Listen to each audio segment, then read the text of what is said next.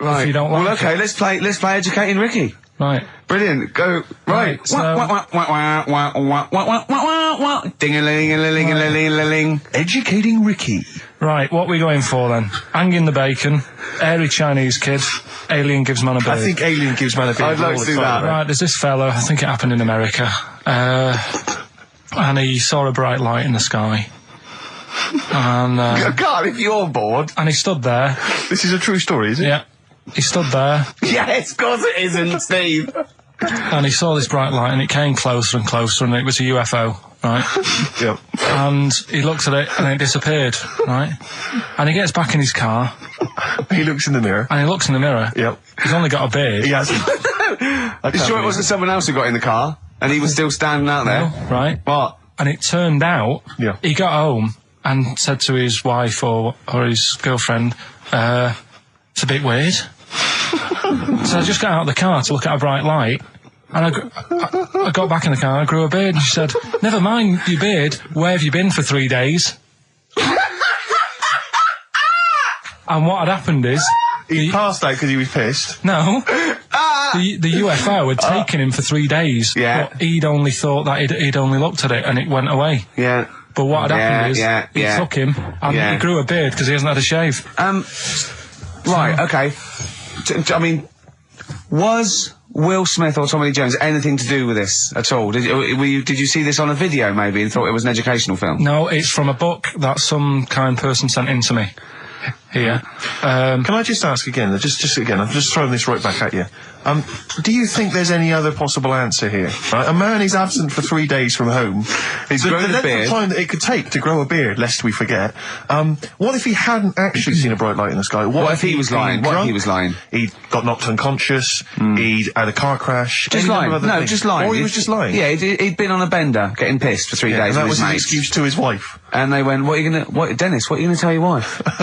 Well, wait a minute. Wait a minute. You're not going to believe I was out with you, lads. Just say you're only away for a minute. No, I wasn't away from it because of the beard.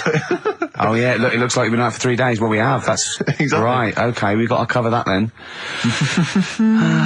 Alien abduction. Great one. Okay, let's try that. Do you see? That's a little scenario there that could have been played. So, when you say Educating Ricky, what have I learnt from this? Never listen to you again. That's all I've learnt so far. Never listen to you. Yeah, we'll add a little bit more in here, right? Well, no, what do you mean add a little bit more? We'll add a bit more to this what I'm educating you about. Go on. Right? There's only a law in America that says if you touch a UFO, you're going to get done. Now, why would they make a rule? I don't know do you know, like, all their rules have a code? Karl, I genuinely do not know what you're talking about. Right, do you know, like, how here they might have... Do you know what... I have no idea. Right. Okay. Do you know, like, over here... I'm listening to Capital and these headphones. I got Foxy on from yesterday. Right, let's bin that. No, wait, it's great. No, I want to hear about Airy Chinese Kid. Let's play a tune. Okay, play a tune. Come back with Chinese Kid, definitely. Some doors? Yeah, I just thought I'd go back, take it back to the 60s. This is a tune that a friend of mine sent me. If you touch UFO, you get done. Soul Kitchen from the Doors. Shambles today, this. David Bowie, Slow Burn. Yeah. Quite a Eno trilogy feel about it. Lodger and sort of low type. Yeah, but yeah. Enjoyable. Now, okay.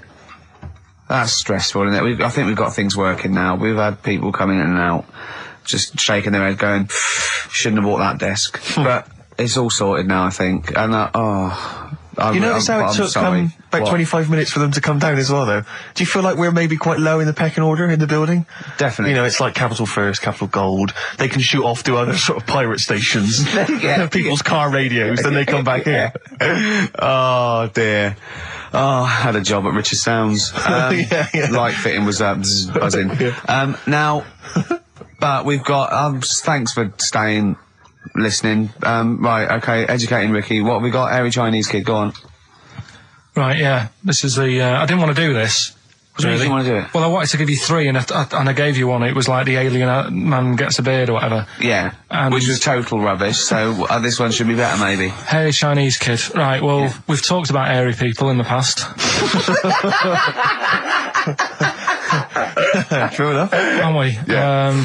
You know, the little kids who grew up in woods and hung around with wolves and that. Yeah, again, you're confusing it. Yeah, they're not, there were some people that were born very hirsute. They were not the people who were brought up with wolves. You just put that together in your Homer Simpson type mind. Right, well, this is like a sort of close to that sort of story. Yeah. But the weird thing is, right, Chinese people aren't that hairy as a nation.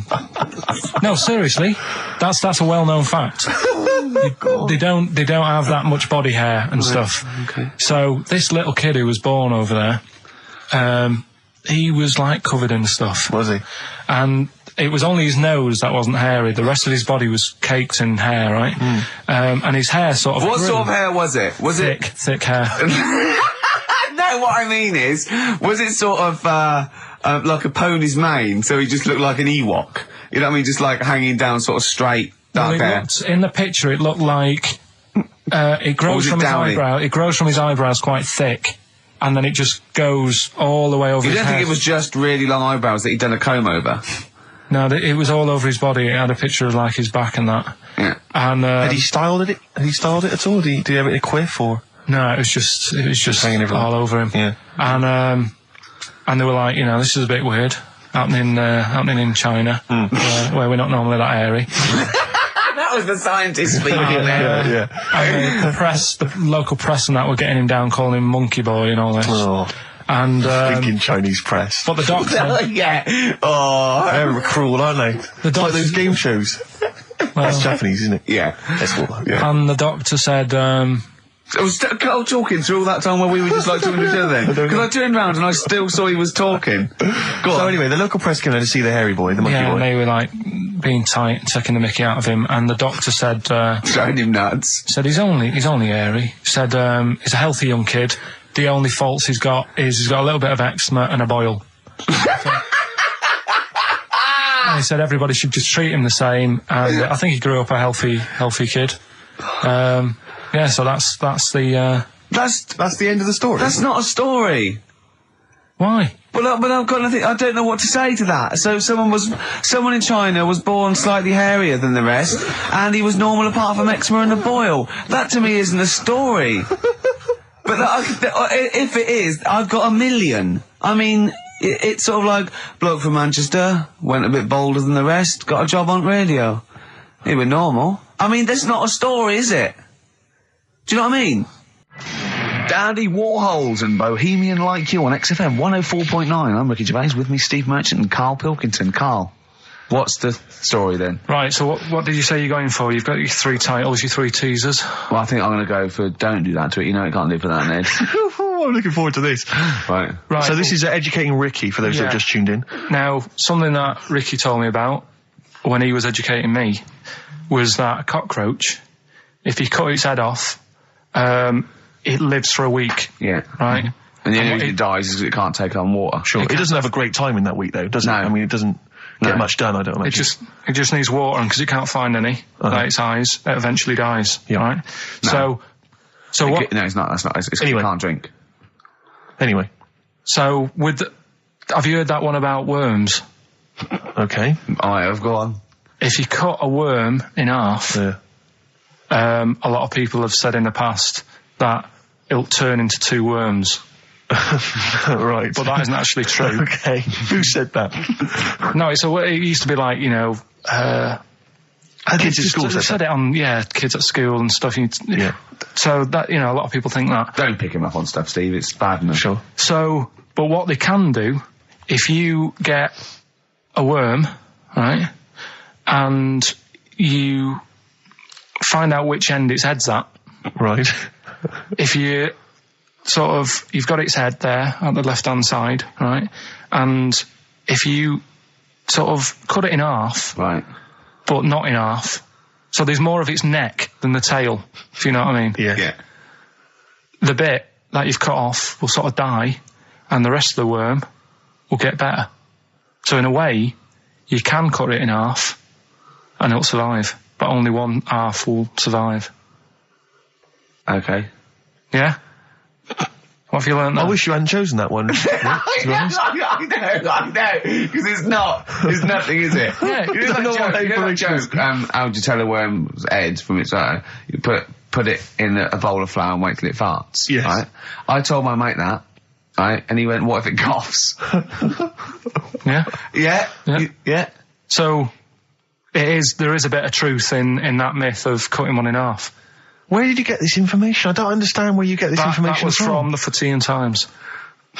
It was like the myth about worms. Yeah. That was the big article that week. Did it take you as long to read that article as it took you to tell us just then? I like the fact that it starts off debunking a myth that we hadn't heard of anyway. Exactly. You know the big thing about cutting a worm in half and making two worms? No.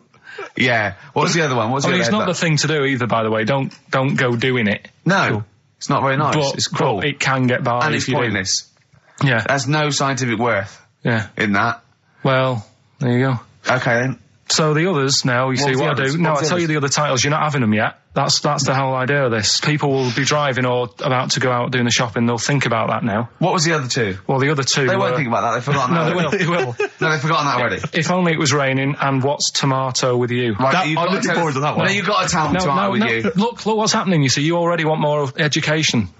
And this is what listeners will be doing. I tell you, I wish you were a teacher. I so wish you were a teacher. Do you know what I mean? Kids would be saying, I know it's 3:30, but I don't want to go home. I want more. Yeah. And that's what I'm doing with you. I'm teaching you. Why are you teaching me things about not to cut worms in half and what's tomato with you? Please tell me what's tomato with you, Karl. In a bit. Okay. Educating Ricky, we got two left, haven't we? I'm looking forward to these. We've still got two more. We've still got If Only It Was Raining and What's Tomato With You? Coldplay, the scientist on XFM 104.9. Right, competition, isn't it?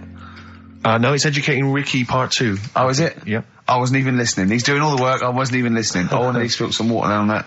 Right, what's this one again then? Right. What's the teaser headline? Teaser headline is What's Tomato With You?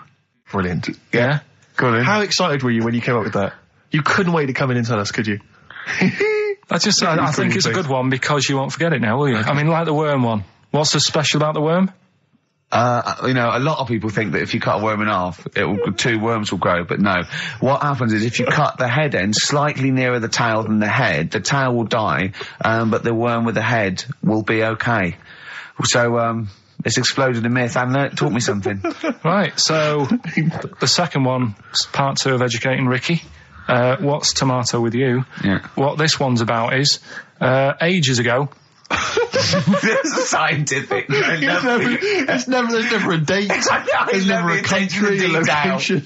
Okay, settle down, children. This is A-level history. Right. Once upon a time. Yeah. When a mental place with swords was a king. Forget his name, but he was a loony. So, and it was literally ages ago. Yeah. So, good luck in the exam. Yeah. Right. So, alright, many years ago. Oh, yeah, cleared that up. Go on. They thought tomatoes were poisonous. Right? Okay. Because what hold on, are they going to be proved wrong at the end of this story? Well, because I don't want to give away the ending, but is it something to do with are they poisonous tomatoes? No. Oh, you're having a laugh. I don't believe it. Go on. They could have been eating tomatoes all this time. Oh, Steve, what's tomato with you anyway?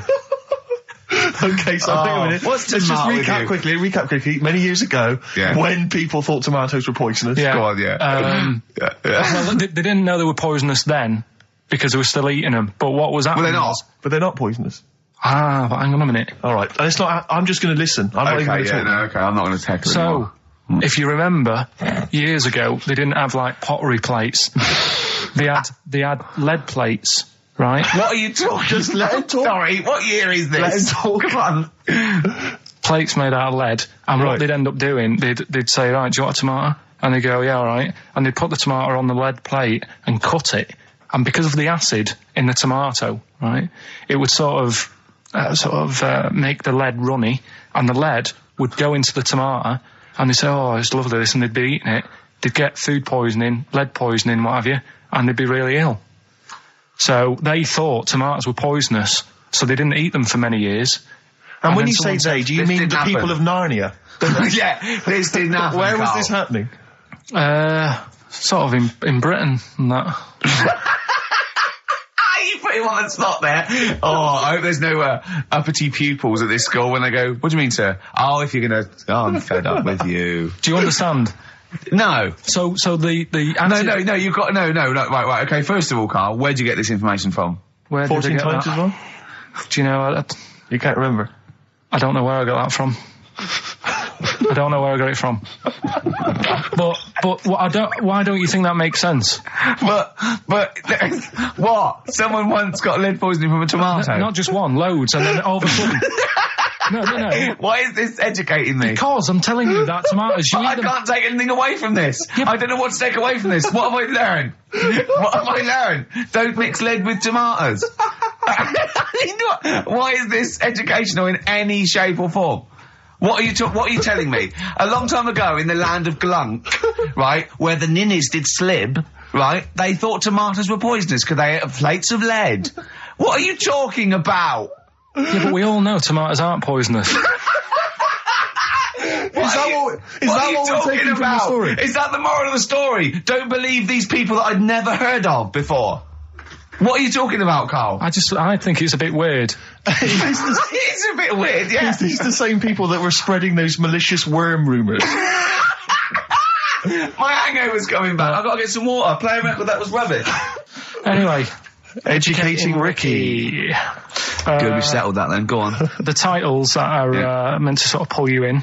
Yeah. We've got, what was it? Stocking, Aitken and Waterman. Yeah. You've got It's Not His Fault.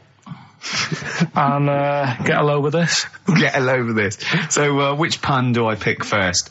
I think I'll go for Get a Load of This. Get a lobe of this. Yeah, get a lobe of this, yeah. Well, that's a story about a girl who, she was deaf, right, for 4 years. And, it happened quite a bit back this. What year? Or was it, I think it was ages ago, was it? Yeah, quite a bit back. She was deaf for about 4 years. Having an argument with her mum, it said, which I didn't quite understand. Because I don't know how they do that. Yeah. But she was having an argument, and a man pushed her against a wall, and she banged her head, and her hearing came back. Okay. Was she wearing a Walkman, and it fell out? And she'd realised, there's no explanation. There's no explanation? Well, why is that teaching me something then? So I knew you'd say this, right? So I thought, right, I'll stick something on it. Do you know that bees are deaf? No, you can't just, no. If you ask someone something they don't know the answer to, they don't tell you something else. I'll tell you something else then. I can't answer that, I'll tell you something else. Imagine that, if you asked a teacher. Look, how do birds fly? Wow, if you're going to do that, tallest building is, I mean, what? Well, that was the equivalent, Karl, of running away when we asked you a question. Yeah, the intellectual equivalent. Look over there, there's a monster. Yeah. Listen. What do you mean? Okay, so... Oh. So her hearing came back. There's no explanation. Or you don't know. Well, there isn't one, is there, really? It's a bit weird. But the only thing... Did the doctors not look into it? No, I think they just said, oh, that's good. So again, I don't... Where did this information... Is that... If you read this on the net, is that all they put on the net? There was once a deaf woman who hit her head and she could hear. Hearing came back. It was bizarre things about being deaf. Was there three, I've got that book, yeah, it's a good book, that. Was there 3 more pages you just couldn't be bothered to read on? Yeah. No, it was just a little bit, and it was there a little picture, a cartoon picture? No pictures, I just read it. Ow. Look, ow, if you don't want to know, if you don't want to learn, you know. Yeah. Okay, It's Not His Fault. Let me have It's Not His Fault. You got to save this. This has got to teach me something. It'll be an interesting story. Right, It's Not His Fault. This fella... Yeah. What year? Ages ago? Olden times? I'd say in the 70s. Okay. Would you? Any evidence for that? And, does he wear flares in the story? Right, is that your reason? No, it's a bit like Yuri Geller, this fella, right? Where he's electric. He's electric. And, if he walks past the telly would fizz. If he walked past the radio, it all goes like that. Ooh. His hair stuck up all the time. And he'd be having a bath and everything would be alright, and then the power would sort of switch on in his body, and the electric in his body made him jump out of the bath. So... What do you mean, so? What is that, so? What does that so mean? You've given us nothing. You've given us nothing. You'd have to at least give us the scientific explanation. Yeah. Electric eels have 400 volts in them. Oh, is this the running away again? What was that one called? Yeah, but It's not his vault. But there's a reason not his fault. It's not his fault. I thought it was going to be something about keeping it in a safe. I think we should do these the other way round. I think you should tell us the story and then we'll hear the pun. It's not his fault. It's not his fault. Right, let's leave it. Play a tune. Forget it. Educating Ricky. Doing it. We're not doing it. No, we are.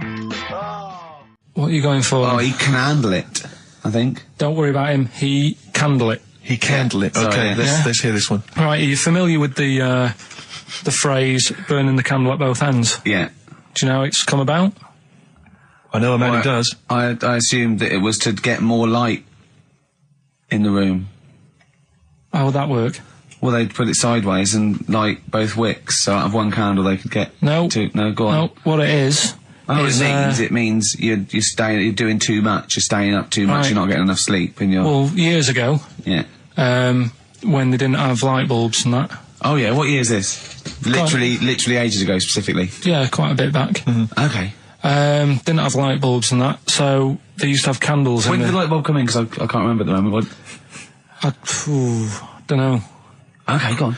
So, yeah, so they've got a light bulb. You wouldn't know. You're a doctor. You're not a historian. Go on. And people who worked a lot of hours. Yeah. How many? Literally lots. They get up early in the morning because they have to be up early. Yeah. And it's dark outside, so they'd light the candle. Sure. And they'd wear it out a bit, and then they'd be getting in late as well. Yeah. And they'd be like, oh, it's dark. I'll have to light the candle again. And they're burning candle at both ends of the day. So that's where the saying comes from: burning the candle at both ends. So, all right, that's a little lesson. Yeah, lesson one. Okay. Can I have? No, you can't. You can't rush into them, Rick. You've got to. I've got to soak in that. You've got to soak that one in. Any questions for Karl off the back of that? What do you think? So people were. I mean, basically, where this comes from is people were literally burning the candle at both ends of the day. Sure. There you go. So we've still got. Go on. I'm committed to this treatment. And I can't wait. This is like Christmas Eve for me. It's like Christmas. I've got to open another present now. No, I'm afraid we've got to save it. Rick, raw Nirvana. Amazing. We were just talking. We were getting excited about that. Yeah, weren't we? got an incredible voice he has. And Grohl drumming it's brilliant. You know, you're right. The new one from Nirvana. Well, it's time for Educating Ricky Part 2, isn't it? I'm excited, Karl. I'm going to learn so much from this. What's the choices again? What you've got left. Still keep phoning your answers to email. Sorry, yeah. The answers to Rockbusters. Yeah. Right, okay, Educating Ricky, Part 2. Right. I'm committed to this treatment. Yeah. Is one. I've got to go for that one. Yeah? Yeah. Or the other one is the police are causing a bit of a stir. He still says it like it's the best thing he's ever come up with, which the way it is. It could be. Right, go on then. I'm committed to this treatment. Right. Do you know the saying... Is it just sayings now? Are they all sayings? This no, they're not. Okay. No, the other one isn't. Frog in your throat? The saying, there's a frog in your throat? Yeah. I assume it's when you croak a little bit. You sound like a frog. No. Right. Might seem a bit weird, this one, right? But years ago... Oh, yeah. Sorry, what is that clue? Committed to this treatment? It's about frogs Kermitted.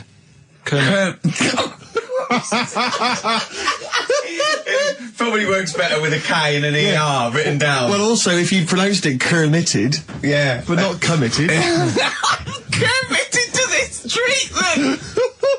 Right, go on then. That's genius. So yeah.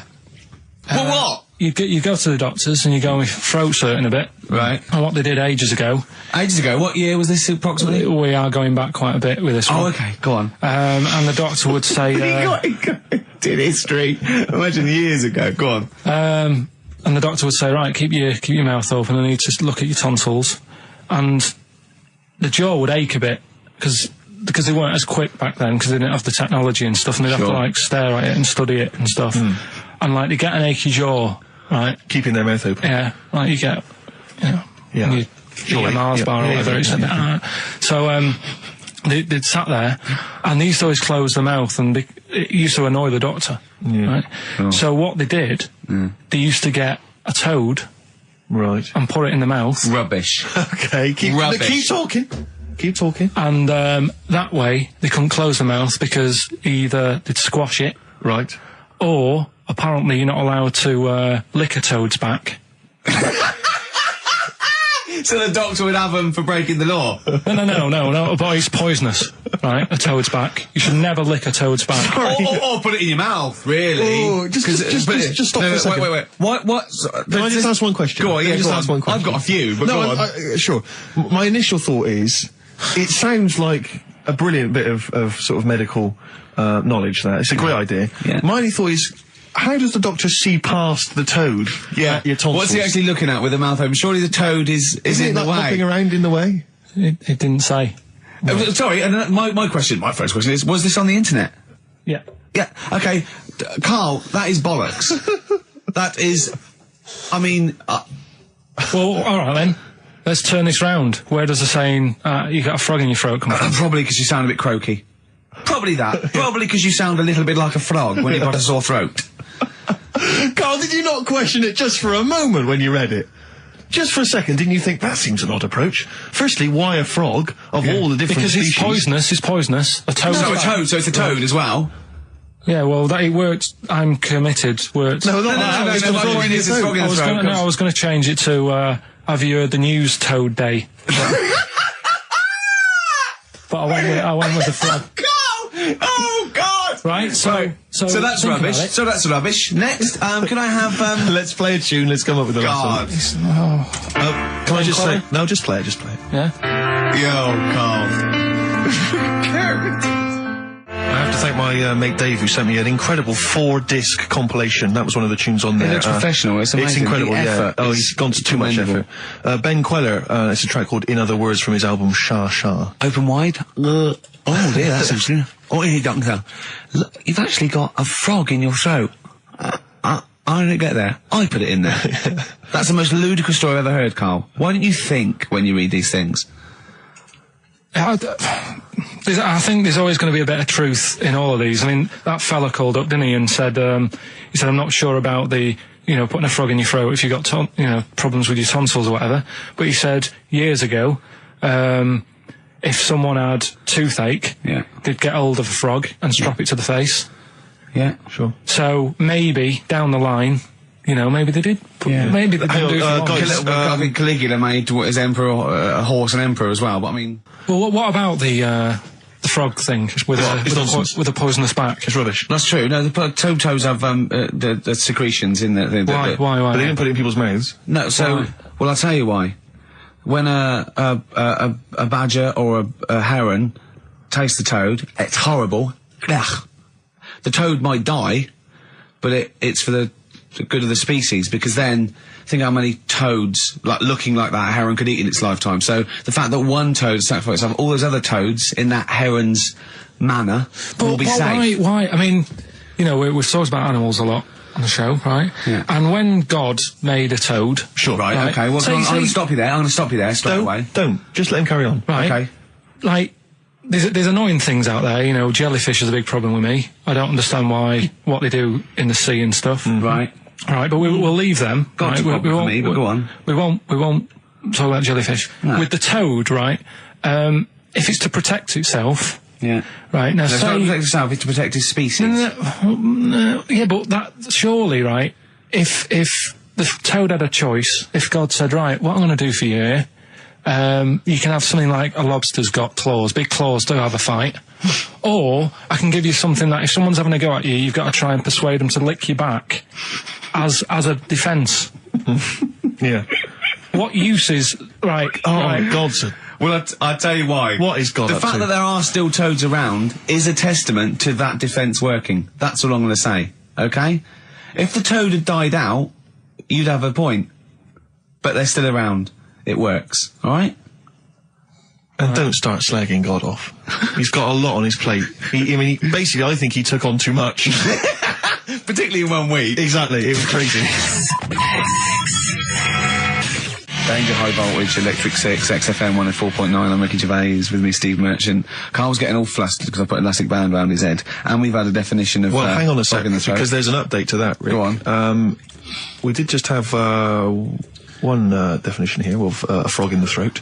Apparently this has come from some internet site, so who knows how convincing it is, but it says frog in the throat, meaning suffering from temporary hoarseness, needing to clear the throat. Origin from the Old English frogger, meaning hoarseness. That's from Chris. Now that sounds slightly suspect to me. Why? But frogger? I mean, it seems odd that it would derive from that when it so clearly appears to be you sound like a frog when you have a sore throat. Yeah, but the word frog could come from Frogger, because it sounds like it's croaking. Wasn't Frogger a game you could play on the on the Spectrum? That's a great game. But listen, hang on, there's an update to that, because just to common frog, of course, Rana temporara, that's the Latin name. Well, your toad is Buffo.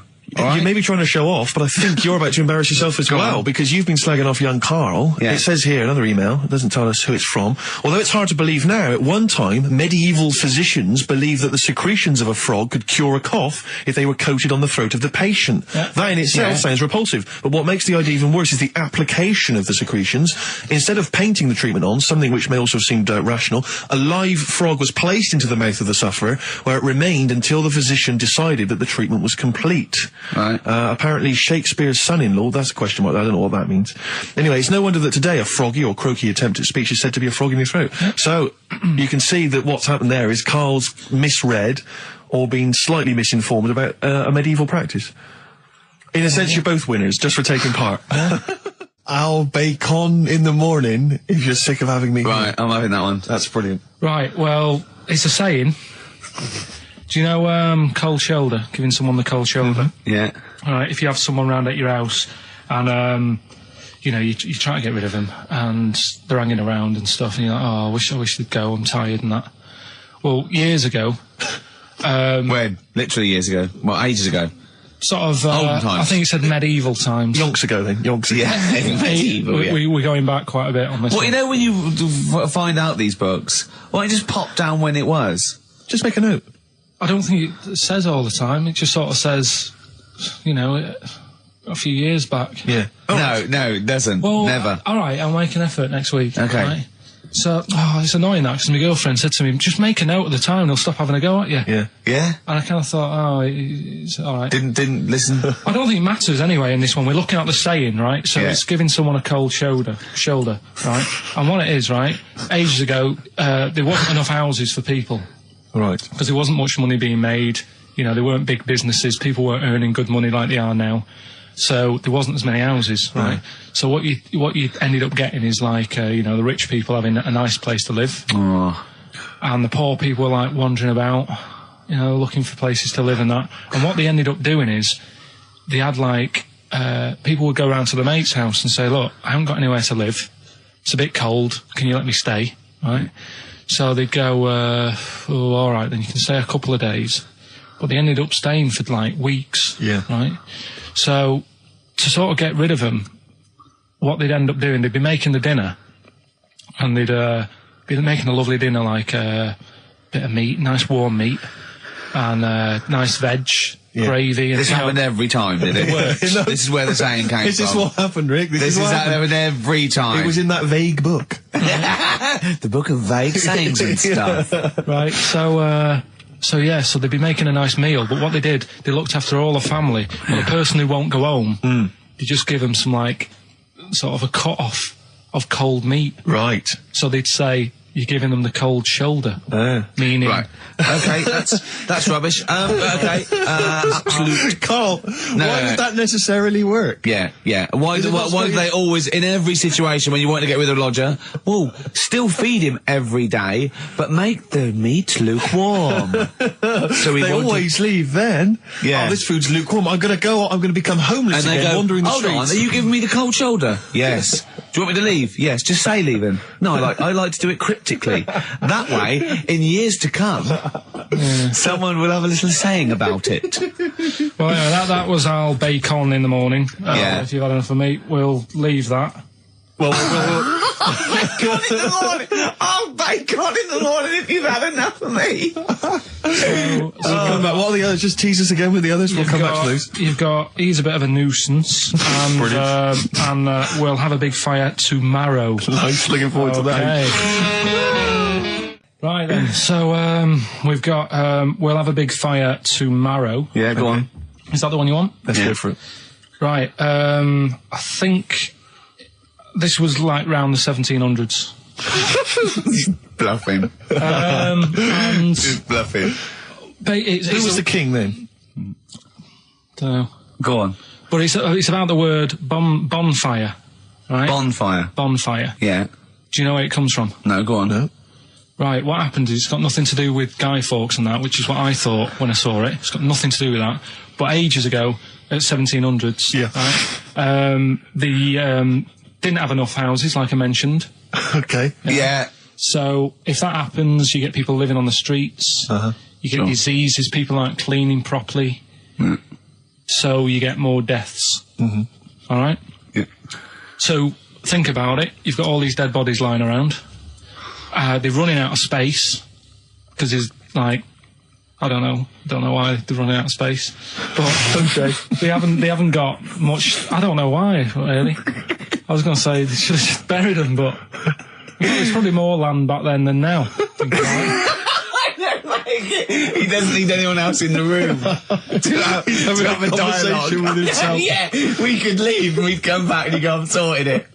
Yeah. But anyway, for some reason, they presumably, if it's going to be they burnt them, it's presumably to do that it also kills the parasite or whatever's carrying the parasite on them, as opposed to burying them and not killing the disease. Well, yeah. So there you go, you've worked it out. They piled them up and they turned it into a celebration because there was a lot of fed up people at that time.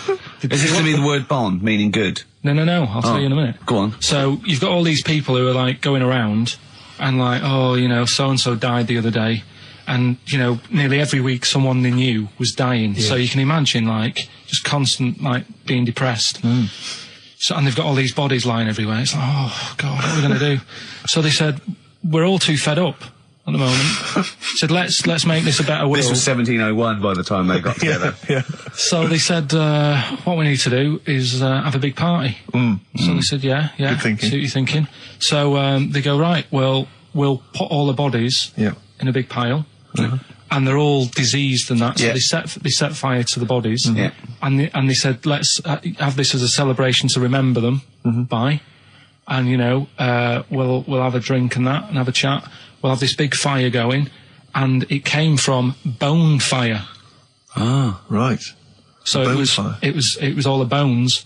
Bonfire is bone fire. Yeah. Excellent. Yeah? That's interesting. So that's how it came about. Yeah, in the 1700s. Yeah. That was? No, probably. Okay. I reckon it was 1600. Probably earlier. I reckon it was the plague. I reckon it came from. But interesting stuff. So that's.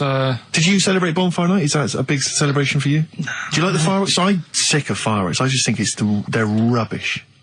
I'm not impressed. I've never been impressed by fireworks. Even as a kid, you know, you have to go to like sort of community kind of gatherings with a bonfire and fireworks, and some local vicar or whatever would come out. But I also think the adults think the kids love it, and if they just got together and said, "Should we go this year?" They'd all go, "No." Absolutely. Let's not go this year. What would be better is if the vicar had wheeled out like a massive rocket, climbed in, gone last one to the moon as a bender, and then fired himself off. Now that, I'd pay to see. That's a firework display I'd like to see. As it is, it's just rubbish. Oh dear. Yeah. That's excellent. Carl? I'm not keen. No. Sorry, what clue was that?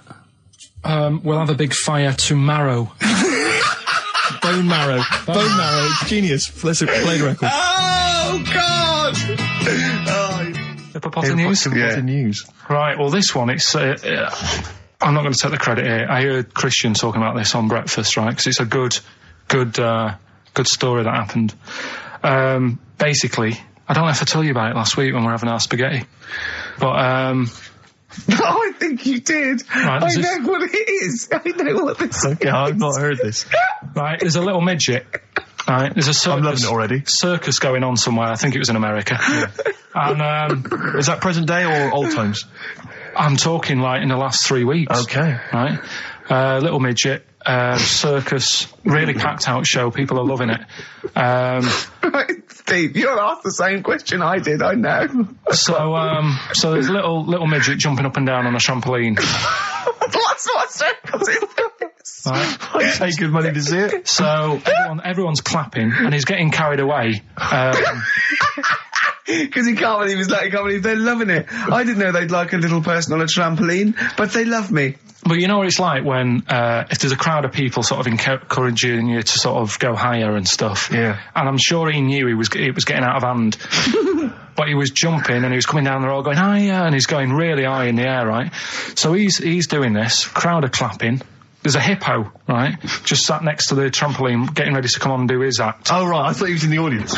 There's a hippo getting ready to do his act, Steve. Yeah. So he's a ventriloquist. What do you mean he's sitting by the trampoline waiting to do his act? Because why does he sit in the dressing room and they go, 5 minutes, Mr. Muss, 5 minutes, Mr. Muss. So anyway, right, so the hippo's there. He's getting annoyed, is he? Because the midget's he's going, how can I follow this? This is really annoying. They're going to be, no. So he's thinking, he's already done the trampoline, my pogo stick act is never going to work. Yeah, go on. So there's a hippo waiting. See, it's a great story, and I just know he embellishes it, or it gets slightly wrong. Go on. So there's a midget jumping up and down. The hippo's getting annoyed. The crowd are going mad. The midget's loving it. Can't believe his luck. Although you think he probably knows he's dicing with danger. Yeah. So next thing you know, they're all saying higher. He gives it one big, heavy sort of landing on the trampoline. Goes really high, but goes off at a funny angle. Oh, hypotenuse. Okay. Yeah. And sort of flies off. Hypotenuse!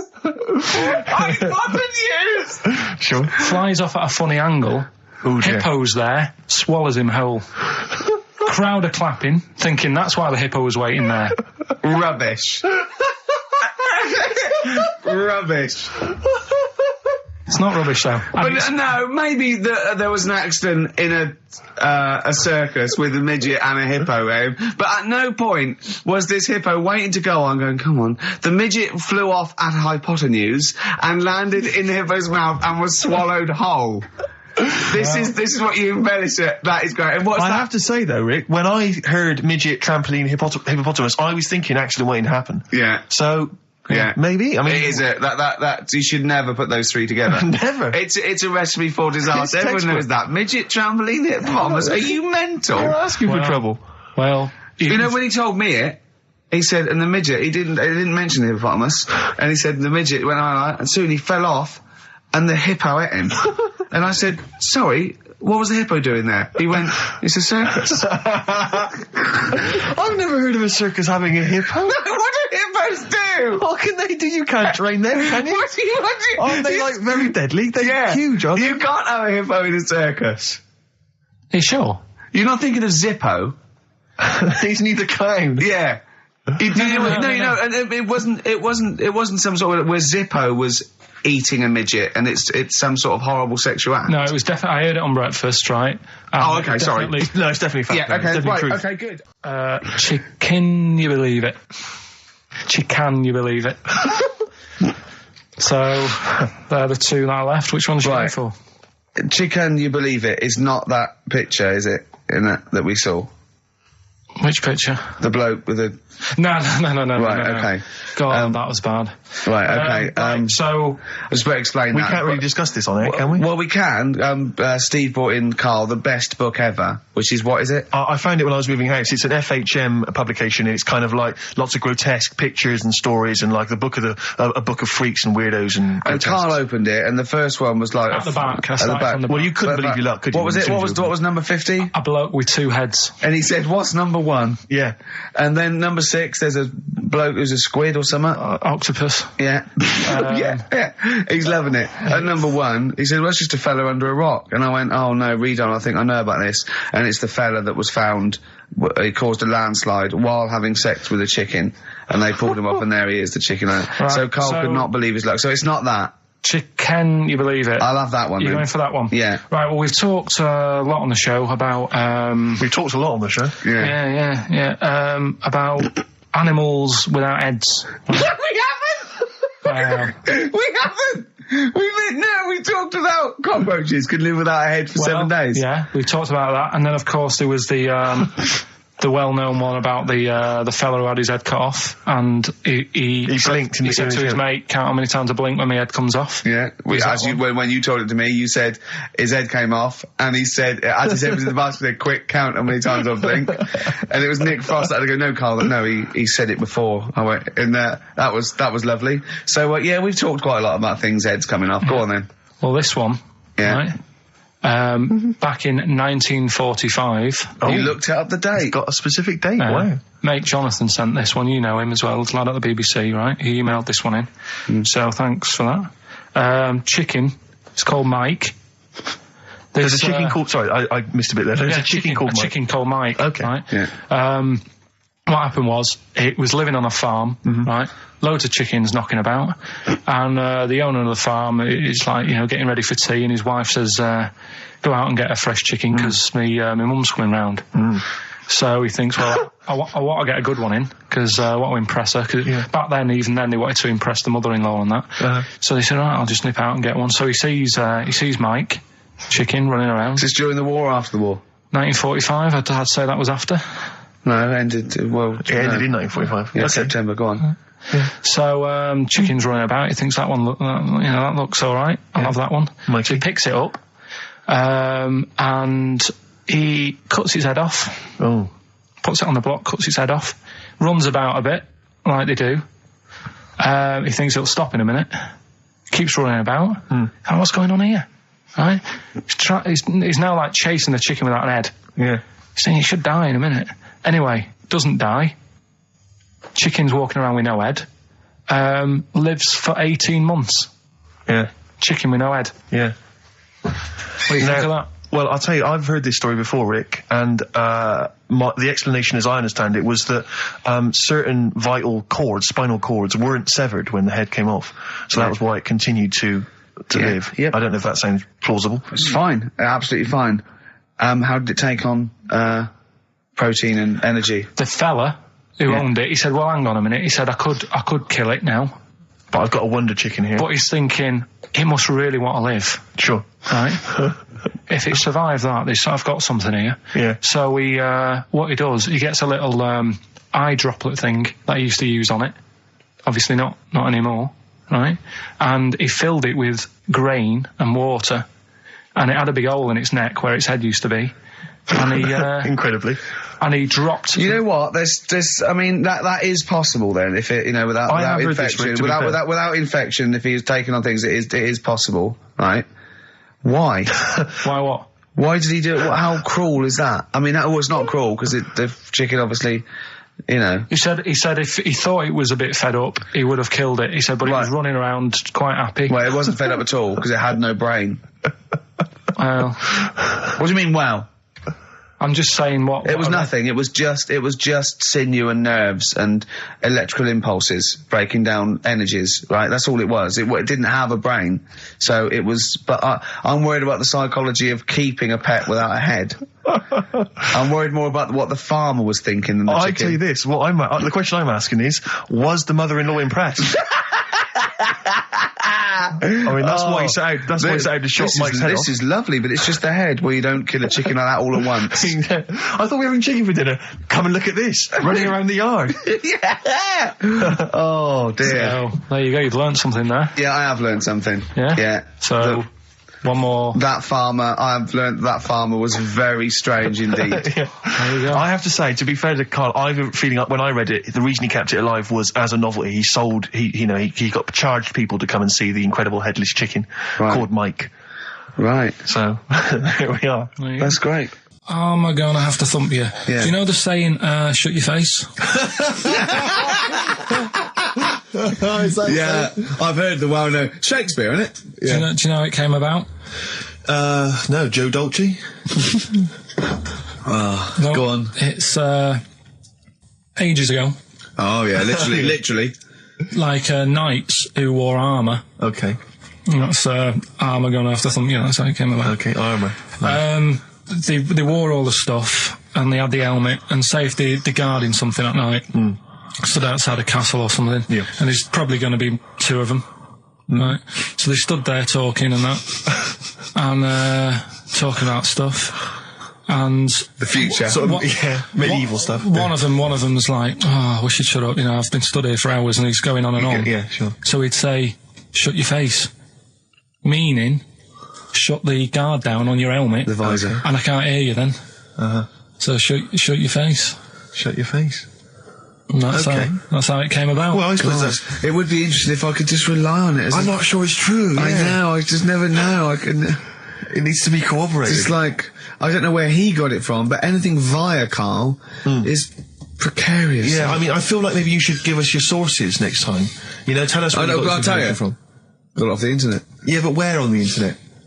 I can't remember where that one was. I mean, I always go through, like, the news pages and stuff, and this news should be updated because they've only reached the 17th century, which was last week with people eating tomatoes off lead plates. Go on, right, okay. Right, what are you having? What are they again? Is the tip included? Yeah, go on, that one. Right. In Turkey... Nice. It's not, actually. That's where I went, and there was them little fellas after Suzanne in the kitchen. What? What do you mean? We went to Turkey. You went to Turkey and there were some little fellas. Well, they had quite a few sort of midgets working in the kitchen. Why? Is it a theme? No, was it a theme holiday? I don't know. Might get them cheaper or something. Was it? So they were working cheaper. They were working in the kitchen, and one of them fancied Suzanne and kept sort of eyeing her up, and she was winding me up saying, "Oh, not eyeing up and down, just eyeing her up." Yeah. Anyway, no. So what was she doing in the kitchen? No, it's like a pick what you want to eat type buffet, but you have people clearing the tables and that ready for you to come along. Are they low tables? And you know, he was just keeping an eye on her. What did he say though? Was he Turkish, so I don't know what he was saying. But he was a little fella, yeah. Did he? What do you mean a little fella? What do you mean little fella? Sort of dwarf-like. What do you mean dwarf-like? He had magic powers, or he was 4 foot? No, what do you mean, Karl? A little bloke, just like a normal bloke, but small. If you stood him in the desert, you wouldn't know. But he'd be hot at first. Right, Karl. You should watch out for the monkeys. Yeah, underground. Those underground monkeys are dangerous. You can't just say there was a little midget fella who was eyeing up my girlfriend and then leave it. What do you mean? What was happening? This is a story to us. This is much more interesting to us than, and she was deaf, right, and she hit her head. That's much more interesting. I don't understand how it manifested itself. Did he come over and say something?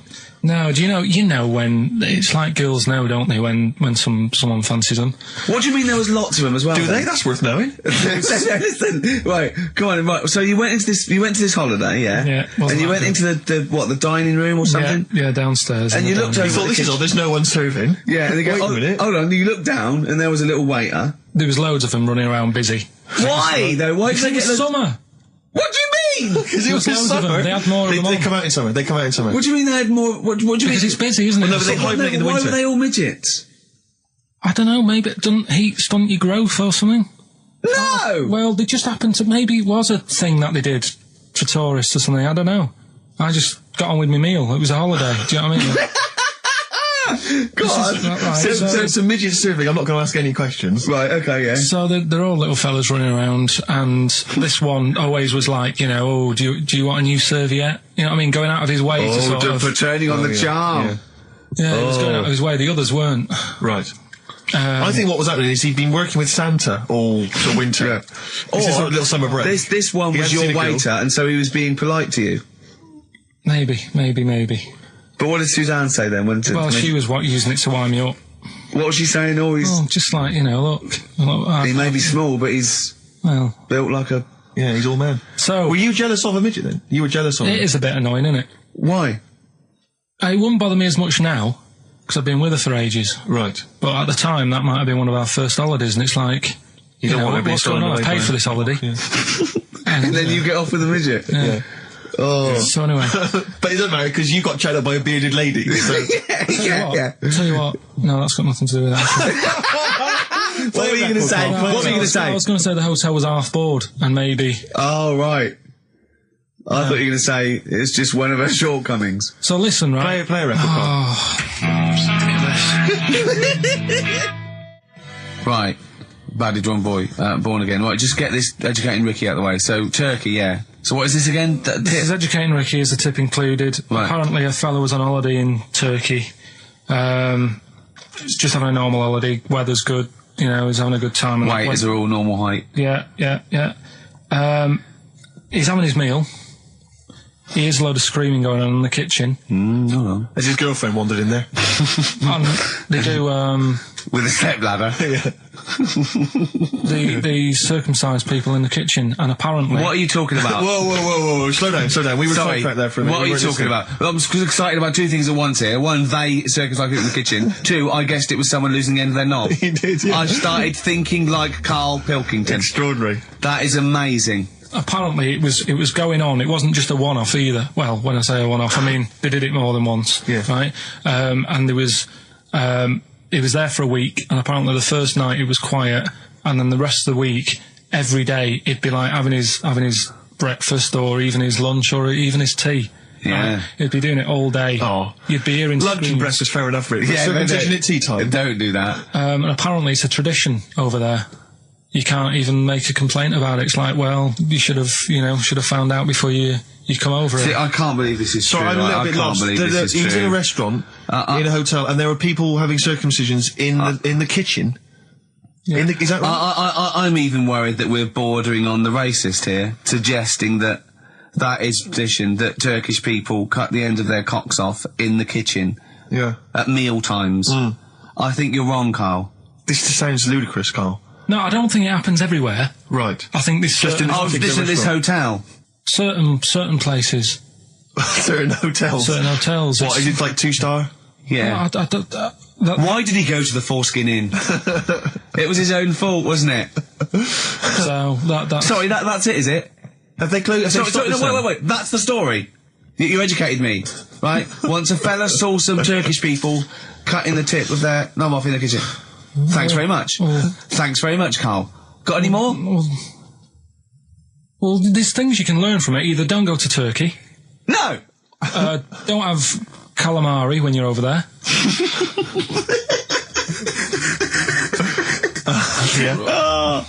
Karl, you've done it again. Well, You too. I love that one.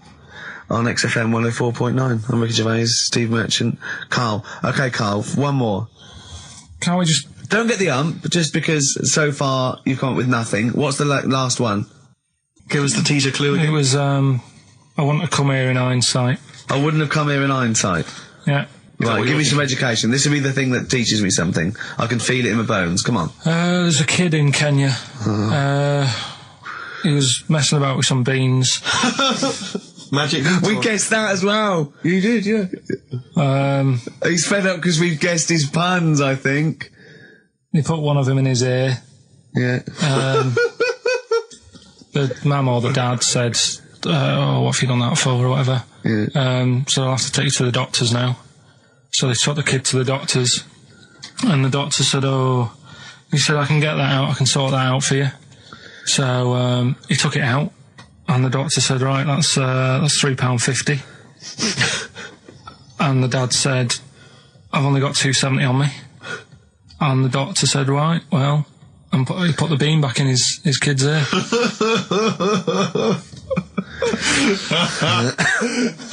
I don't know what to say. I don't know what to say. I mean, A couple of questions from me, very quickly. Are you sure that those were definitely the sums involved, were they? Well, the equivalent of whatever the deal with in Kenya. Yeah. It was the equivalent of £3.50. so what currency was it, Karl, that you translated into sterling? I don't know. No, it was saying in the thing. It said the equivalent of £3.15, £2.70. Did it say that? Yeah. So Did it say that? Yeah. Karl, look at me. Look at me. Did it say that? Yeah. It said that was the. Did it say that? Yeah. Yeah, it did. It definitely said that. Definitely. Yeah. So. Oasis, Live Forever on XFM 104.9.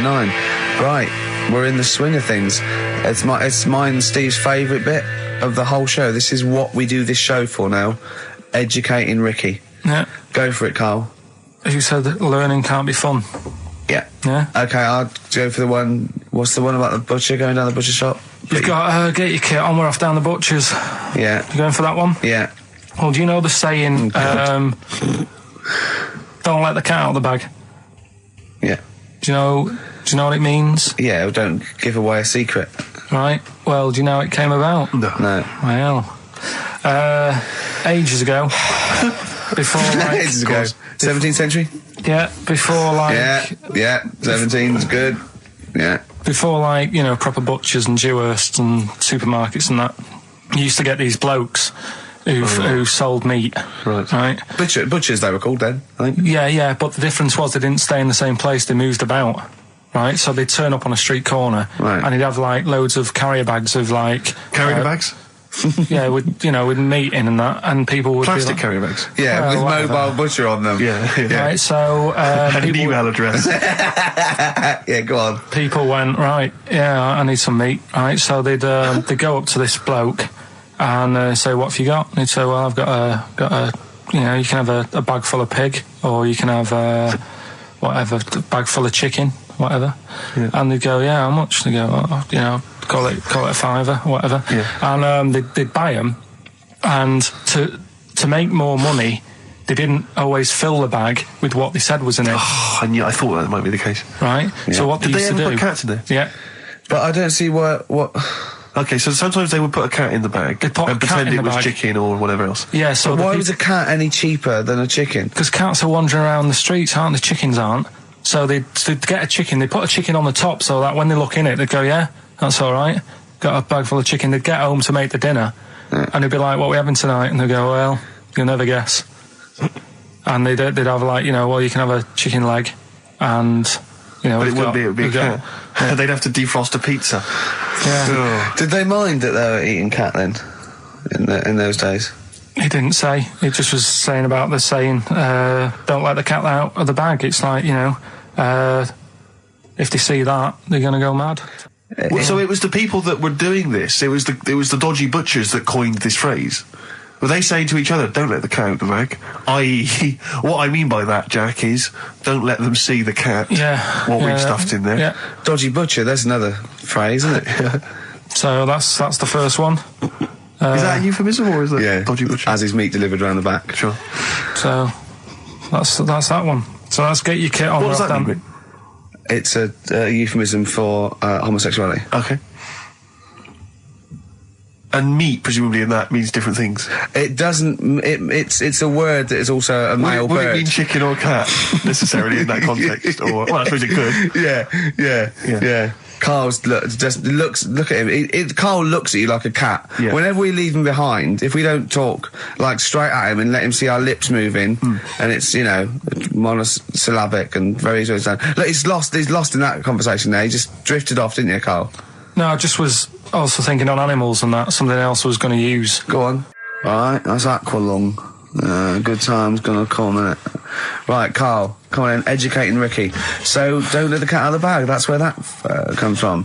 Comes from a crafty butcher. Oh no, you should be a weatherman, because once again you've predicted wrongly. It's not a beautiful day at all, is it, Stephen? That was you two, XFM 104.9. Ricky Gervais, Steve Merchant, Claire Sturgis. Claire Sturgis in for Karl Pilkington. Karl Pilkington is on holiday, as we speak. Where has he got? Mauritius, was it? Madeira.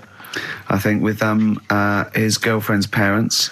You remember last week he was worried they'd never been abroad, and her dad was saying what's the way to pack tea bags. Yeah. Karl's going, you get him over there. And he's going, we'll put him in a jar. He goes, put him in a jar. I phoned him up in the week, just before he went, I think Friday, said, have a nice time. And out Sunday, and he said, guess what he's doing now? What he said? He's packing margarine. Oh, of course he is. Bless him. My dad does that. My parents always take tea bags wherever they're going. Really? You know, for fear of there being some kind of tea bag drought in France. Yeah. You know.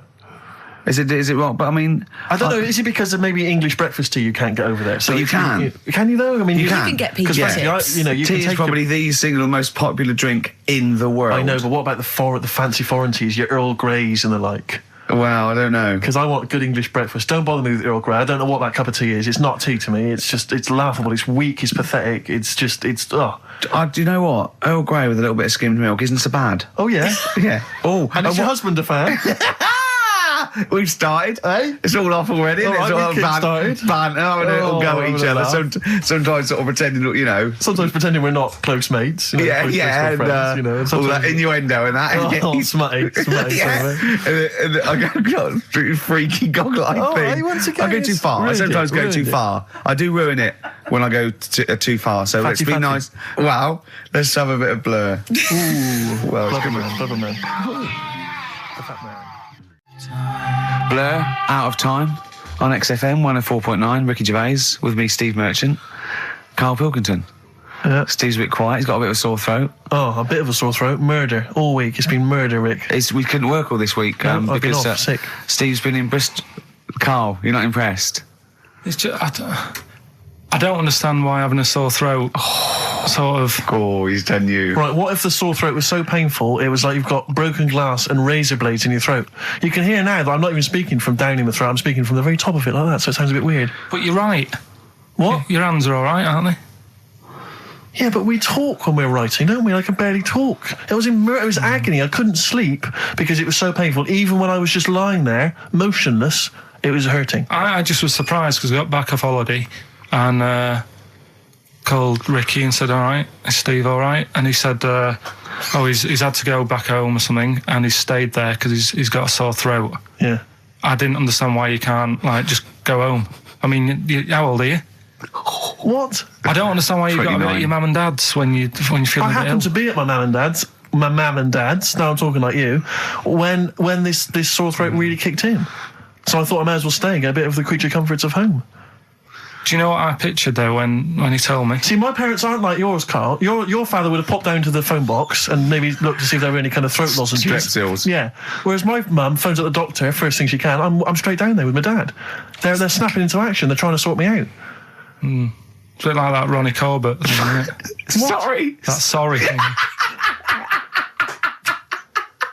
You're right, Karl. Yes, you're absolutely right. It's just like that. Oh, no, dear. it's just because you just went on holiday with your parents. Well, not with mine. No, with right. Suzanne's, and it won't be happening again. So Well, that's we'll have more about that a little bit later. Luckily we came in a few times, didn't we? We've been here since about 11:30, haven't we? Yeah, sorting stuff out.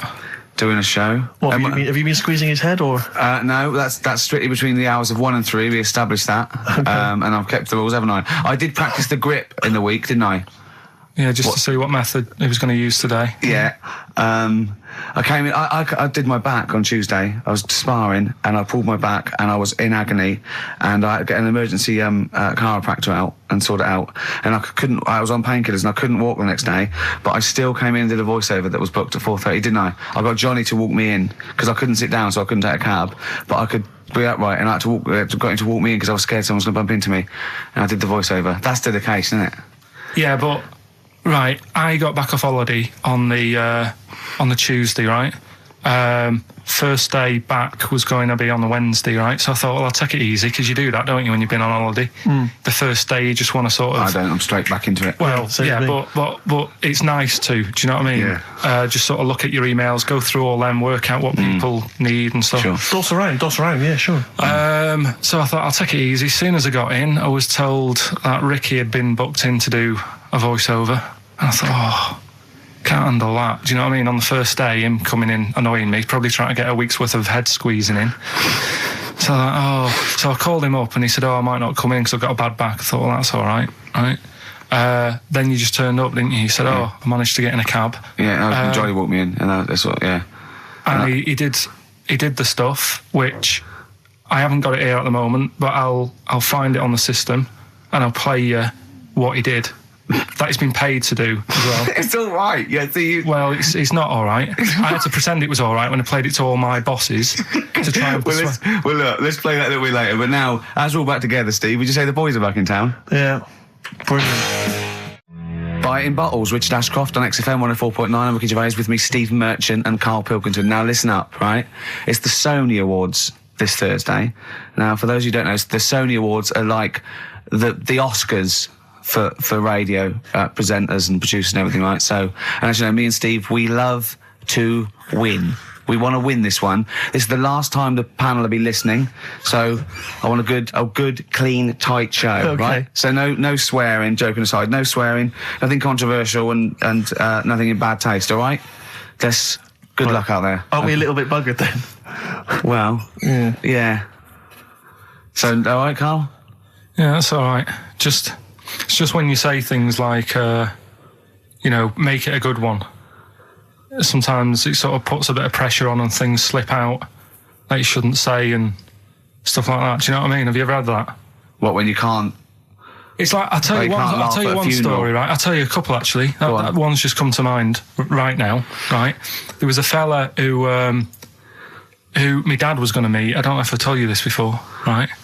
But I have told you, when it was a party and everyone was saying, Dave's coming, he looks like Ken Dodd, but don't say anything. Have I told you? yeah, go on, what is it again? And everyone's like, right, and my dad's like, I've never met him, I wonder if he does look like Ken Dodd. And everyone's saying, yeah, but don't say anything. Yeah. Because you'll accidentally, say it. And you're unbunctious. You might go, you're unbunctious to meet you. So the thing is, when this fella turns up, he did look like Ken. My dad couldn't believe it. First thing he said, nice to meet you, Ken. Oh, no. His name's Dave.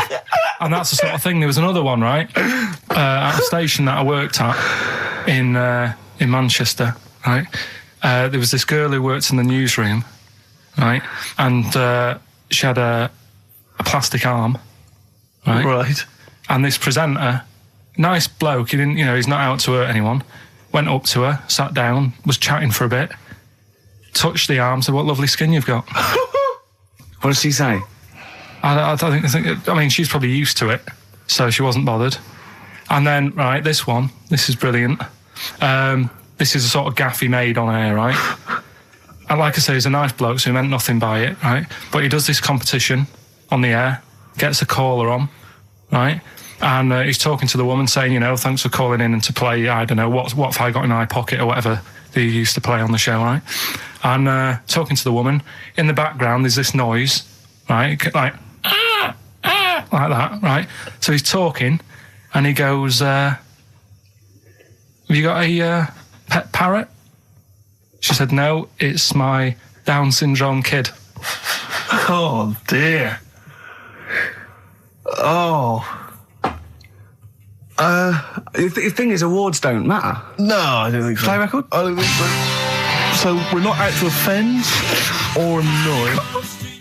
Badly Drawn Boy on XFM 104.9. I'm Ricky Gervais, with me Steve Merchant and Karl Pilkington. I'll tell you what, the Stoney's then. Oh. This Thursday at the Grosvenor House Hotel. Yeah. Everyone in Radio's Anyone has entered their show in different categories saying, they get it down to, winners this year included the brilliant Dominic Mohan, former showbiz editor of The Sun. Lots of people won. Lots of people won gold. Lots of people won silver. Lots of people won bronze. We didn't get a sausage. Nothing. This show was deemed not worthy of anything. I mean, not a look-in. The panel looked at it and said, well, no, definitely not radio. Didn't get a vote. See, that annoys me on so many levels. Let me tell you one, right? I've never complained about losing an award, okay, ever. Yeah, mainly in TV. I know we've won a lot, but we've been beaten by Peter Kay. Good luck to him. He's brilliant. Beaten by Phoenix Nights, the sitcom. A lot of people like that more than the Oscars, vice versa, right? No qualms. But the shoddy shite that I heard that night beating us, I was furious. I don't understand. There's people, regional, it sounds like hospital radio, right? I shouldn't even be on XFM. I thought, it's beneath me. Yeah. And I thought, well, give them a hand, right? Let's show them. And I want to know who the panel was as well. I do not believe it. How can they I was looking back over some of the shows, right, before I go, Karl, and I've just done a little excerpt of, a trailer of what we do, what we're about, and I don't know how the panel could overlook this. Play a bit, Karl, please. Shaking her muff, minge and tits around does not make her a hoe, then what does? These kids at school with big heads. Karl, what are you talking about? Shut! Oh, my name is Holy Fuck. Right, there's this monkey that was on a train station. Right. What if you mean cock to mean penis? It was my Down syndrome son. Oh, chimpanzee, that monkey news. So we've still got monkey news coming up. You're an idiot!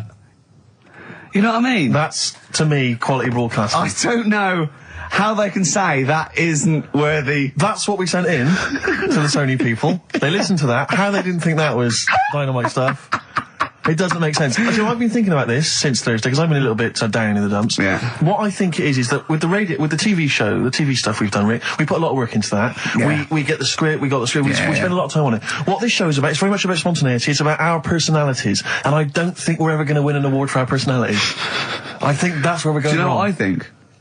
I think that when we're together, we're the auteurs of The Office, and, you know, and we're strong on it, and we're just two, we write it, we direct it, you know, we cast it, we even worry about the font and stuff on the, you know, we do everything.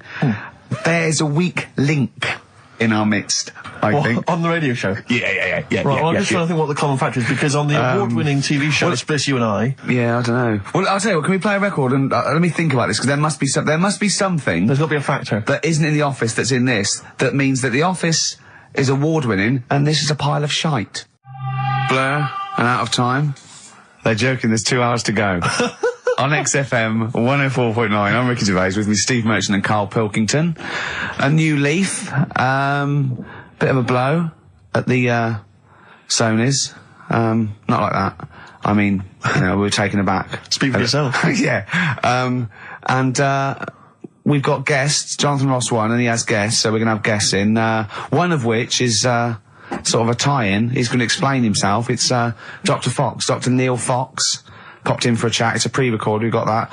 Although live in the second hour, we're gonna have a chat to the girls from Tattoo, who are upstairs at the moment in Capital, and they're gonna pop down and have a little chat with us. So we're really trying to, you know, make this more of an interactive show. We don't know yet whether we're gonna give up or not. It depends how this show goes. Yeah, look forward to that. But we got some great. We went down to the big library, so we don't have to rely on Four Non-Blondes and the you know, the 2 jam tracks that are up here.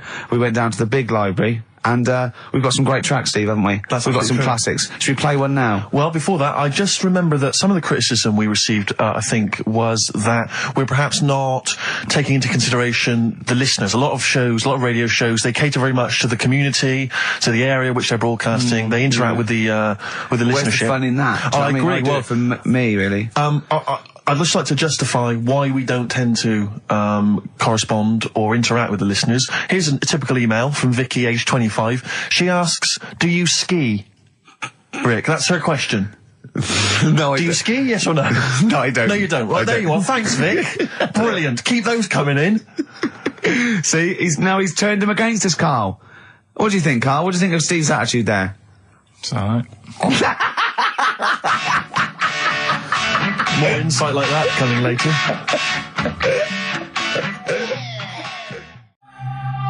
Blur, Out of Time on XFM 104.9. I'm Ricky Gervais.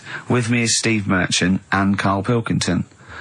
I really like that Blur track. I think it's the best thing they've ever done. Blimey. So strong words. They can quote me on that if they want. Oh, yes. On their, I'm sure on they'll their, rush to. On their, you know, one of their albums. Yeah. If they wanted. Well, listen. You're lucky I'm here, Steve. Okay. Right? You can see, you know something's happened. I've done my back in again. Right. I've got a special chair in here. I'm in agony, and I'm on the strongest painkillers I can get. Okay. Right? I feel a bit. Karl, I had to call Karl up today and say, look, I don't know if I can make it in. Can you come and get me? He came over to my house. We got in a cab and he got me here. Right.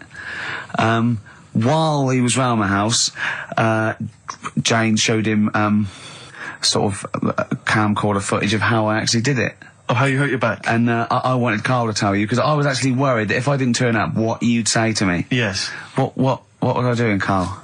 Right, so I get round to his place, right? Says, right, hit play on the video, right?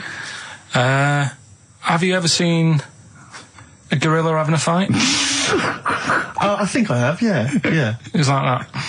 Him and his mate round at his place last night decided to sort of have a bit of a wrestle. Yes. It went on. I mean, how much footage? Honestly, it was like a scene from Women in Love. Yeah. We'd done about 5 fights. We had to stop at one point because his arm was bleeding. You'd had about 5 fights? Yeah, well, we were wrestling. We were doing wrestling, right, in the just behind in the lounge? Yeah. Well, on our knees and then sort of like doing, you know, and I kept winning with an arm lock. Right? Yeah. And then the last time he sort of threw me and I went on the back and my back was done. And I was, you know, it was Ian Morris. Yes. It was, you know, Yeah, isn't he a commissioning editor of comedy at Channel 4? yeah. And the funny thing was that we'd had lots and lots of wine, and we weren't. You surprised me. Yeah, right. And we were, come on. I'm gonna film this. The time we filmed, I said, film this, and Jeremy went, oh, right. And I took my shirt off. It's right there, and you can just hear slapping. Oh, why? Can I just ask though? I mean, it's a Friday night. You know, you have a couple of drinks, some intellectual conversation. Yeah. How does it get round to? Do you fancy wrestling me? Well, and having it filmed. Well, he was on the couch, but I kept sticking my socks in his face to annoy him. Right. Yeah. And then he hit me on the shin, and I've got sharp shins, and it hurt. And I was going, I'm going to smack your face, and he's done kickboxing. And it's that thing like you sort of joke, and they go, come on then.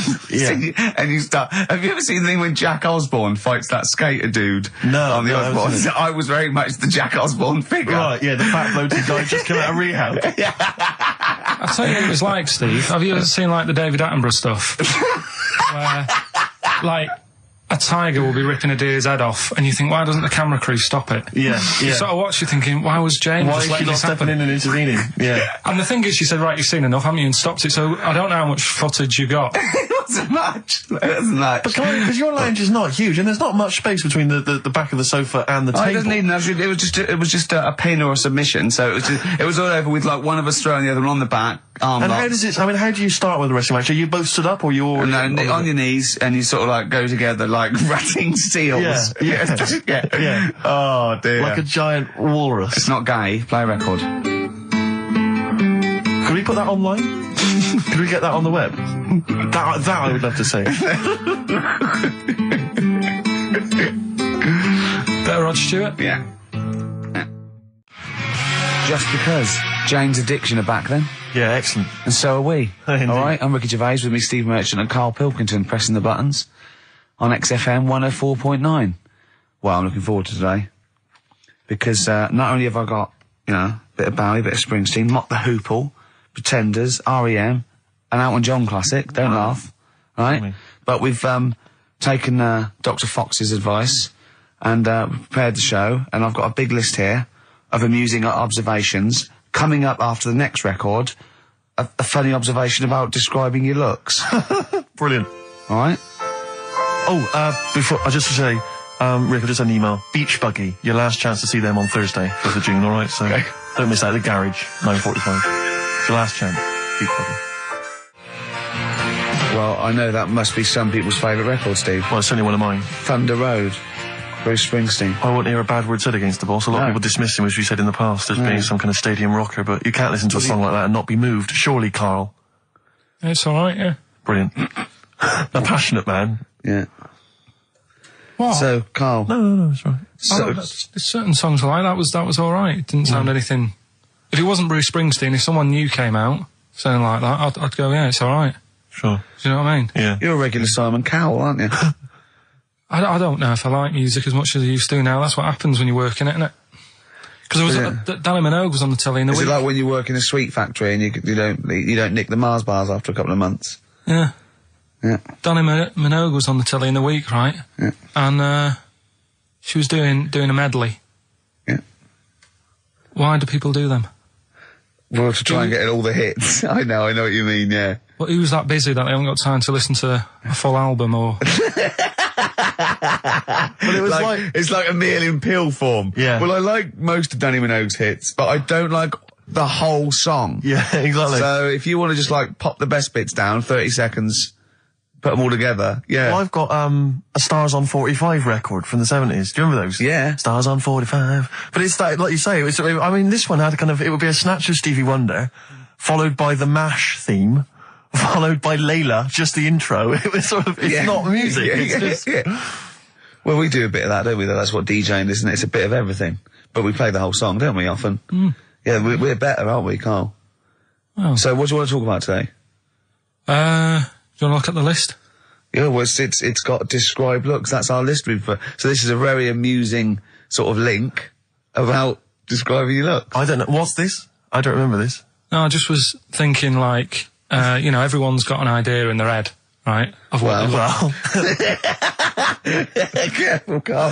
Don't open yourself up to criticism. Go on, yeah. Everyone's got do you know what I mean? Everyone's got an idea of what they look like and stuff. If someone wanted to know what I look like, or what Ricky looked like, or what you look like, Steve, if that... Yeah.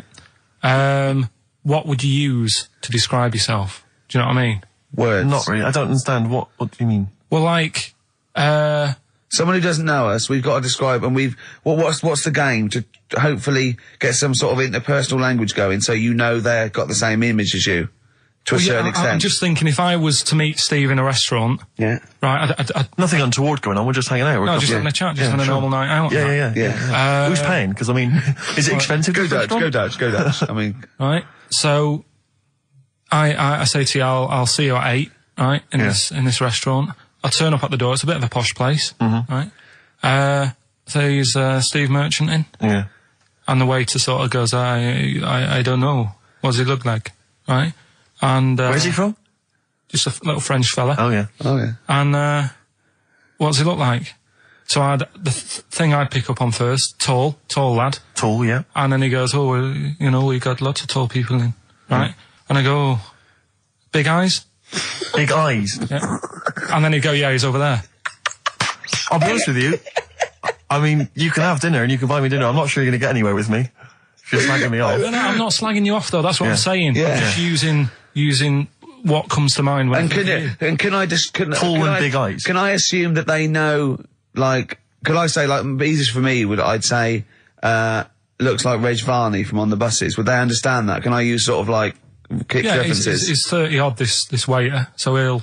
Yeah, so I go, right. Oh, yes, it's Reg Varney, he's sitting over there. Yeah. So he went German towards the end. See, I describe you more, Rick, I think, as... I would imagine, I'd say, have you ever seen that Johnny Vegas on the telly? Yeah. Imagine he was inflatable and he just let out a little bit of air. All right, well, at least that's nice. What Ricky would look like. As opposed to, like, pumping harder. Yeah.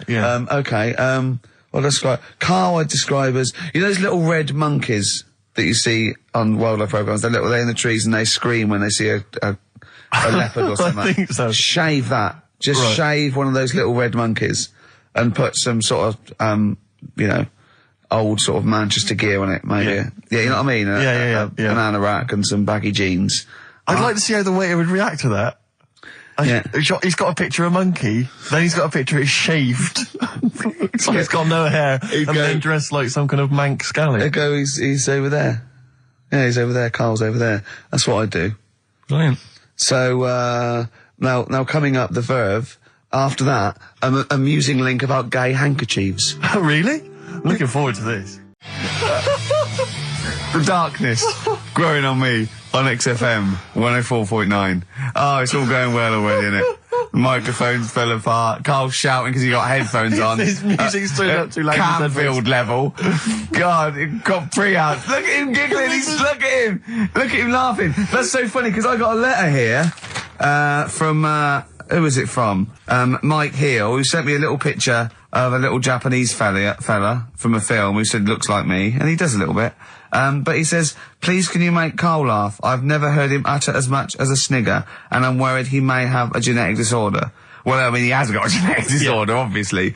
But, he was giggling then. I hope, people heard you then. Look at his little face. It was a joy. I love the things that make him happy. But I love the fact just before the microphone came up there and just before the record finished, he had his headphones on, the music was too loud and he was just shouting, Bauhaus is not working! Bauhaus is not working! I'll play something else! I went and found Ziggy Stardust by Bauhaus and he said, why isn't it working? Look at him giggling, look, he's lost it! Is he going away? Are you on drugs, Karl? What have you done? He's tickled, look at his little... He looks like one of those shaved monkeys. Look at his little... Oh my God, I've never seen a forehead glow. I know, it's extraordinary. Oh. And he's got that red shirt on as well, so the whole of him is just a big glowing... Karl, what are you trying? What are you putting in? I'm going to see if I can get this to work. Go on then. Hang on. Brilliant radio. I hope Dr. Fox is listening, because I think he's eating his words right now, Steve. Right, I think I've done it. Well done. That's excellent. Right, what let's play Bauhaus now, and let's try and compose ourselves. This is Ziggy Stardust by Bauhaus. Well, there's the darkness. They believe in a thing called love. Karl, do you? This is XFM 104.9. That is my favourite band at the moment. You love them? I absolutely love them. I think they're funny. I think they're straight down the line with a little bit of tongue-in-cheek. Ah, brilliant. Did you see them on Jules Holland last night? I didn't sadly, no. Brilliant. Were they good? Yeah, absolutely jump. Oh, I mean, Jules didn't know what to do. was he playing some Boogie Woogie? They wouldn't let him play Boogie Woogie over their song. That's what I mean. That's why he stayed back. But I can't imagine it was very good. Then. He shook the. I'm surprised you say they were good. Jules wasn't thinking. I thought. Hold on, this is missing something. Yeah. This is missing someone from Squeeze vamping over them. Exactly. But they did well without him. Extraordinary. Yeah. Well, here we are. Then. We're back. XFM 104.9. Karl had to leave early last week, but you stay to the end this week, mate. Or yeah. You don't need another holiday. Oh, he started already. I mean, Steve's made you look like a bit of a twat already, and it's only 1:05. But the only reason you don't go on holiday is because you have to spend money. Oh, and he's come straight back. Well, He's gone straight back. I can't come back to that. Oh, it's just dynamite. It's just absolute. That was searing. The last holiday Steve had, he sort of found a third world country so he could live like a king for a week. It was Cuba, wasn't it? Going to Cuba, amazing. You can almost rule the place. If it weren't for Castro, I'd have been in charge. Kind of cash I was flashing around. They do anything for $1 over there. It's extraordinary, literally. I mean, it's amazing. Yeah. Oh, definitely. And I went to Kenya before that. So he thought to the prostitute, said no. You were going. Yeah, well, it was $2. I mean, I'm not made of money. Did you have a good holiday, Karl? Yeah, it was all right. It's all right. Went down to Cornwall. Now you're going to the monkey some odd sanctuary. people down there, Steve. Well, don't look at me. I'm not from Cornwall. Well, you're from that sort of area. Well, not really, but never mind. Genetically means. Right. They're weird. Well, you must have slotted right in. What are they weird? What do they look like? Just all sort of odd people. A lot of old people, but not just old, sort of messed up old. What do you mean messed up old? You can't just say that. There's. There was a woman with a funny neck. Okay, in what way was it funny? Why did she have a funny neck? If you were writing an essay, you wouldn't say there was this woman with a funny neck. How would you describe it? She sort of had her head like pointed down all the time. Like Don't do it. It's his radio. no, but just for you, I don't like that. Yeah. About Yeah. Okay. Right. So brilliant. I don't know. I was saying to Suzanne, what happened? You know, what do you think? Because Suzanne knows everything. That's the good thing about her being with you. You just ask her what happened to her, and Suzanne goes, "Karl, I don't know. Yeah. I haven't been here before." Suzanne, your girlfriend, or mummy as you call her. Oh, sparks are flying. Yeah. I got a little bit of chocolate. Can you just lick a tissue and wipe it off? Oh, Well, she said it might have been like because back in the olden days they carried stuff on the. the olden days. What do you mean the olden days? This woman was probably what, 50? No, she looked about 70. Yeah. But like I do on Cheeky Freak of the Week, right? I always turn it round and we get like something good out Something of it. positive, yeah. I said to Suzanne, I bet she finds a lot of money. Yeah. Always staring at the ground, yeah. Oh, So it dear. was always Oh. good. So you're Maybe back. she just had new shoes and she was admiring them. Yeah. Did you think of that? Before you point the finger and judge? Or a necklace was too heavy. Exactly. So you're back refreshed. So what have we got for this week? Have we sort of, because we didn't meet last night, which we usually meet No, sort of I Friday. called you and said it'd be good if we could. You know, I wasn't getting back into London. Well, I was up till- for it. I was till up for it. 7:30, Yeah. but Yeah. but we all need to be there. It's not Yeah. just me and you being there. Yeah, so, yeah. No, you're right. I mean, you're absolutely right that I wasn't there yet because I wasn't willing to just be governed by your particular schedule. You want to jet back in from another of your holidays It wasn't a at holiday. 8 o'clock. Wasn't a holiday. That Well, was, so what? You What were do you out mean? of town. What do you mean it wasn't a holiday? What was it? it was a treat, wasn't it, for my mum and dad? So it wasn't a holiday. I What, took so them you away. didn't enjoy the 5 days off? You'd rather have been here moaning 8 hours a day, 7 hours a day. You see, we said last week that you're always whinging. Here you are whinging now. I'm not And you're moaning. saying it's not even a holiday. You're saying it's not even a holiday. What was it then? Would like a nurse who takes sick children to Florida, would they say having a great holiday? Sorry, what particular ailment did your parents have for the week that they had to fly in Karl Pilkington, MD? Yeah. What are you talking about? Well, all right, it was a holiday. Well then, good. Now some honesty, now some truth. So you came back from your holiday, you wanted to start back to work straight away, Steve couldn't be bothered to meet. Is that what you're saying? That's what I'm saying. So we've got nothing prepared for this. Well, you can rely on Rockbusters. Right, that's We've coming got up. nothing. Monkey News. got a Even though better you were song. away, you were still working. Still doing stuff. Did you go to That's- the monkey sanctuary? I'll tell you about that. Tell us mate. about it. Play a record. Sure. All right. Do you want a bit of Smashing Pumpkins? Smashing Pumpkins. Yeah, I thought yeah, an old yeah, classic yeah. from them, Cherub Rock. Yeah. Well, there's the best band in Britain, in my opinion. Big words. The Darkness, Growing on Me, on XFM 104.9. I'm Ricky Gervais with me, Steve Merchant, and Karl Pilkington. Have you got the album? And already, they've had an argument. Yes. Well, I mean, I don't know whether we need to cheapen the show by discussing it, but I asked for a particular track. Karl is the producer, and he failed to get it for me. He's failed to bring it up from the record library. Completely failed in his mission. He needed to get 2 records, and he failed to get one of them. A 50% error rate there. Yeah, but like I said, I looked in the system. It told me what album it's on. I brought that album up. I'm busy. But, okay, so fine. Fine, you're absolutely fine then. That's no problem. You know, once again, that's a great excuse, Karl. Brilliant. The show has been ruined. It's been partially ruined, but you've got a bit of an excuse. All right. I didn't make a big deal out of it when you said, oh, and whilst you're down there, get us a new 50 Cent single. I never said, while you're down there, get this new 50 Cent single. I asked you if 50 Cent single was lying around. If it hadn't been here, I wouldn't have worried. So I get it, yeah. I did that for you. Right. And when I come up, you say, has it got swearing in it? Well, I don't know. It's 5 to 1, Steve. I haven't got time. I've been whizzing around. You're the producer. It's the brand new single. I'd have thought it had been lying around in the XFM office anyway.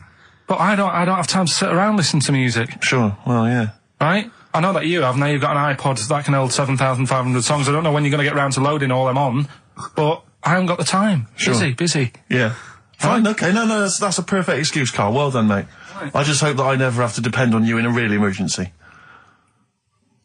I had a bit of bad luck as well. I wanted to play REM, and maybe the listener can help me here. Can you email in ricky.gervais@xfm.co.uk if you know what song I'm thinking of? It's an REM song. I think it's on the album of the last one before.